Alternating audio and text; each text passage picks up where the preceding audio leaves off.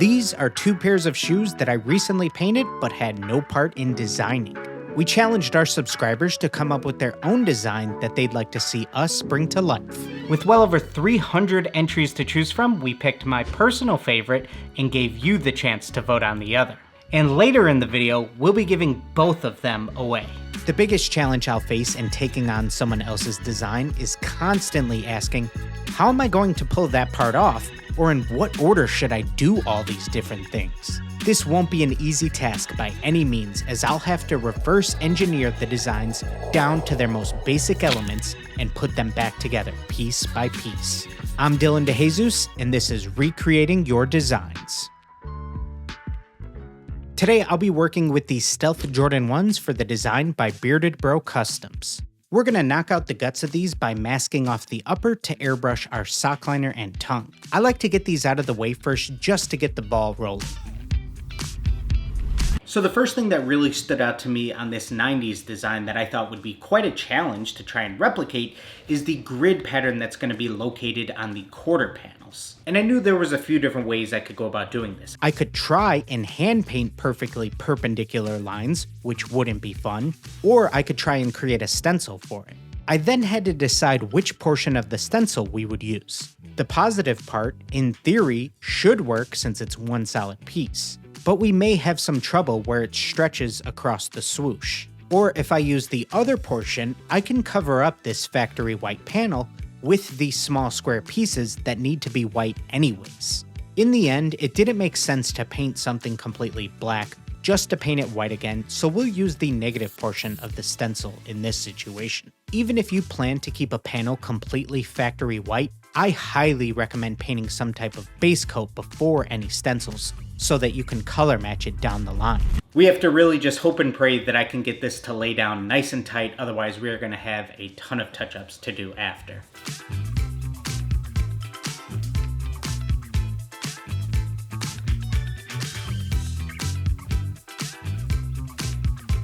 I'm also working on the Squiggly Lines notebook cover pattern that's on the mudguard at the same time, since that's also a black and white stencil situation. Time to seal the stencil, so we'll hit it with the color we have underneath, which is a whitish mist, and we'll follow that up with a couple coats of black.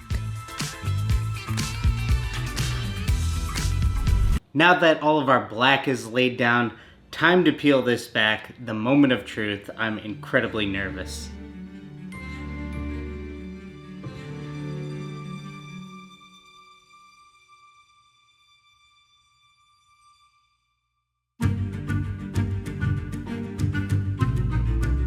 Phew, overall this worked out tremendously as there are only a few spots we'll need to touch up. Next, let's move into some general color blocking on the rest of the panels.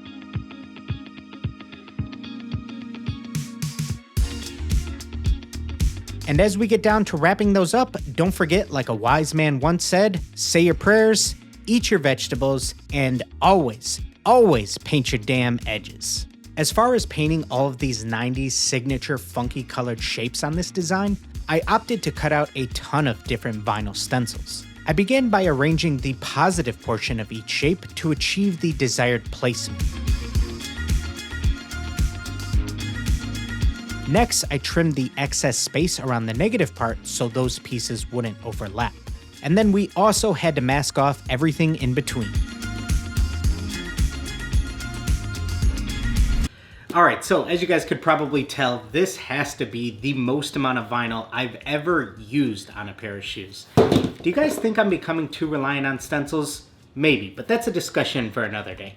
Anyways, once we go ahead and start painting in all of these funky, bright neon colors and reveal what we have underneath, I think that's when this project is really going to start to come together. Time to seal that stencil with our base color, and once we've let that dry a bit, I'm going to start batch painting the individual colors. When doing this, I think it's always a good idea to mix some white into your early coats just to cut down on the total amount of coats needed. Think of it like a primer for your main, fully opaque colors.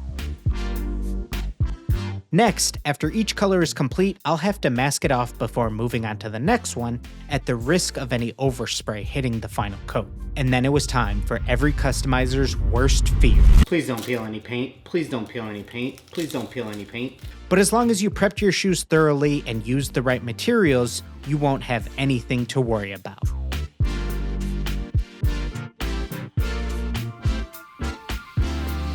Now I had to repeat those same steps on top of our back heel panels, as this design calls for many tiny shapes to overlap on top of one another. And here's how things are looking at this point. Pretty funky, huh? Next up, I wanted to add a hint of cement print to these eye stay panels by spraying a slightly lighter shade of blue on top. Then we can lay down the 90s We're Here text stencil. We'll follow that up with a little bit more pink on the Nike swooshes.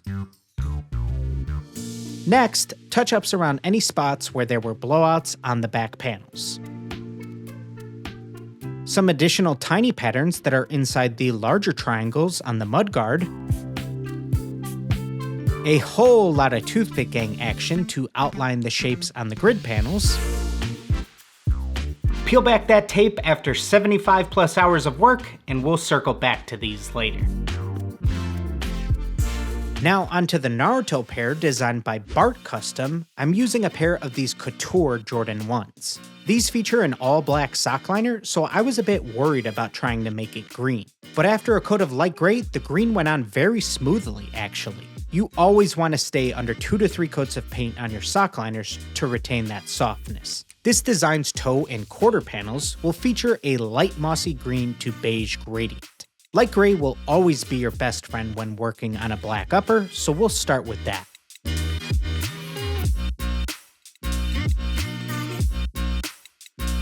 After these 3 colors are laid down, I'm going to hit each of the seams with our middle bar technique, and now we've got a pretty clean look.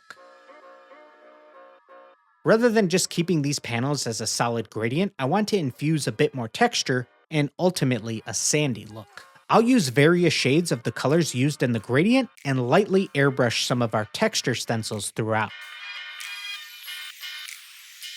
Once that's complete, to emulate the grains of sand, I'll take some of those airbrush paints that are already thinned out and use the toothbrush splatter technique. So when doing this, remember, the thinner the paint you use, the tinier the speckle you end up with. Next up, we'll tackle the kanji symbol located on the eye stay panel. Design elements tend to work better when they're almost oversized here, in my opinion. So I'll scale this up a bit from the initial mockup. This is something I did recently on a Dragon Ball Z pair as well. I also want to weather this panel up a bit before we cover it up with the stencil. Part of why I like working with this Green Star Lay Flat Classic transfer tape is because of how simple it is to remove any excess. I can tear off just past the edges of the design and now easily visualize where I plan to place it.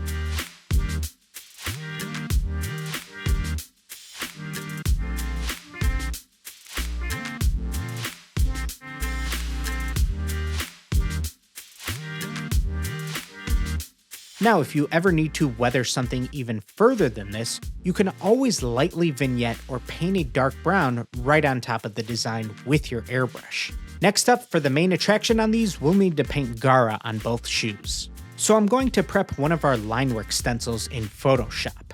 Essentially, this will be my blueprint to follow.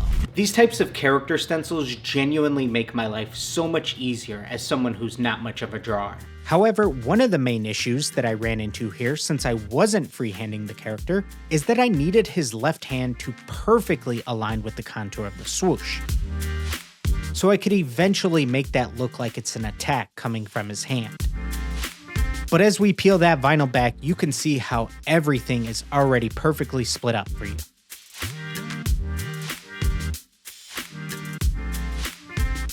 I'm going to hit the whole thing with a couple base coats, and then we can start piling in our colors on top.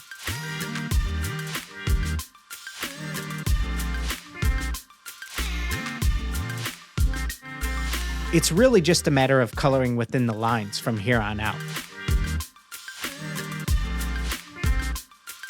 After all the main base colors look nice and solid, we can peel back the remaining linework vinyl.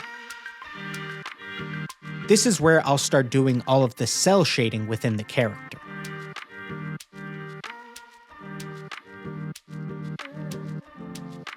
I even had to do all of this with the paintbrush rather than a toothpick since he's so large here. Now, can we just take a quick moment to appreciate all of the colors used here on the two different Garas? Just some quick hitter tips when you're trying to develop darker shades for some of your colors.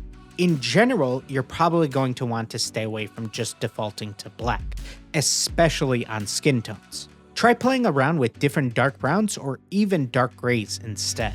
And if you ever have a color that's just a little too saturated, adding a bit of light gray will remove some of that saturation while not altering the value too much. Once the cell shading is complete, it's time to get jiggy with the black line work everywhere.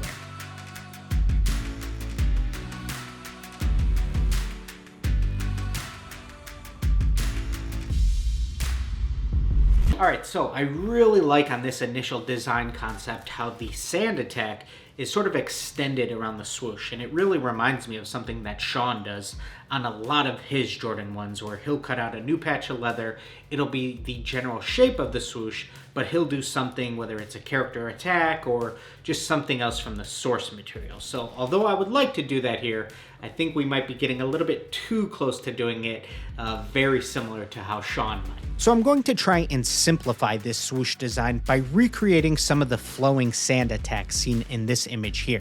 Make sure to test out these Frixion pens if you haven't before. They're great for sketching, even on painted surfaces, since you can erase the lines just by applying heat. Perfect for something like this where I'm laying out the different tones. Now that my swoosh and characters are done, but the entire shoe still feels very incomplete to me, and I think that's due to the character not really interacting or tying back into the background at all yet.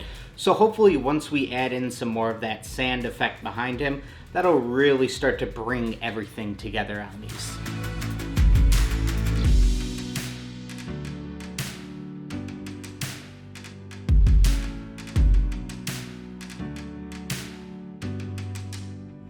Now for the giveaway on this pair, I want you guys to comment your favorite Angelus paint color down below. For the 90s theme pair, head over to my Instagram at DeJesus Custom Footwear to participate.